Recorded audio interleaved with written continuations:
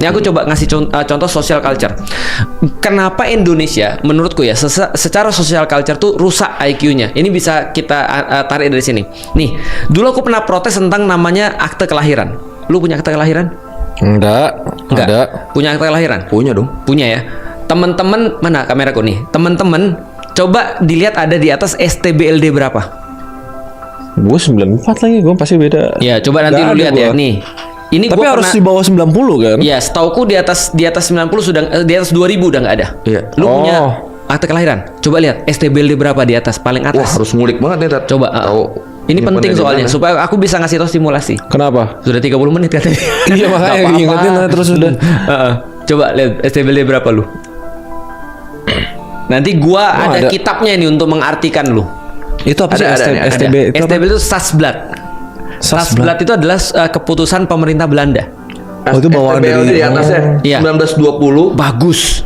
1920 ya? 1920 strip 751. Oke. 1927 strip Cukup. 5. Aku cuma perlu 1920. Muslim pribumi. Berarti lu dari dulu udah Muslim pribumi. Nanti teman-teman nanti coba lihat. Ada yang nanti gimana, coba lihat. nih, Ada maknanya. ada maknanya. Jadi ada STBLD untuk Muslim pribumi, ada STBLD untuk Nasrani Anjir. pribumi, ada untuk yang lain. Aku jelasin Ini sedikit kok boleh ya. bacain nggak? 1933 Boleh. buat Nasrani pribumi, 1917 untuk keturunan Cina, Arab, India, dan Timur, Aku 18. 1927 apa? Oh ini keturunan Cina. Enggak, itu belakangnya. 1849. 1920 baru itu 20. Muslim pribumi. Aku 1917. Oh. Jadi dulu Belanda ketika datang ke Indonesia, salah satu yang dia buat adalah untuk membagi socio culture orang-orang Indonesia dibagi 3. Pertama adalah kelas yang paling tinggi namanya Europanen. Itu yang paling bawah kan? Yang paling tinggi Europanen. Europanen Oh. paling tinggi. Europanen paling tinggi karena itu adalah ketika lu punya akte kelahiran Europanen, lu bisa literally masuk kemanapun yang lu mau. Oke. Dan sekolah dimanapun yang lu mau. Itu Europanen. Yang kedua Vreemde Oosterlingen namanya. Ah. Orang-orang timur, Cina, Arab, India. Itu kastanya udah tinggi. Itu lebih di bawah Europanen. Middle tuh berarti Tengah, kan. tengah. Middle. Itu adalah second class yang digunakan untuk jadi bempernya mereka. Ya. Maka bempernya Belanda selalu orang Cina. Ya, middleman minority kalau kita bilangnya.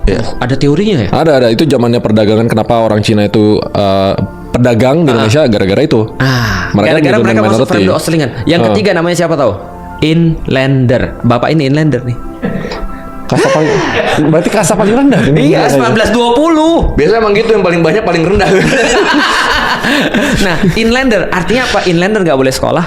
Inlander nggak boleh punya akses ke ekonomi. Inlander nggak punya akses ke politik. Dan itu cuma ada di Europanen. Dan kita di tengah-tengah. Kita jadi bempernya mereka. Makanya para inlander benci sama orang Cina.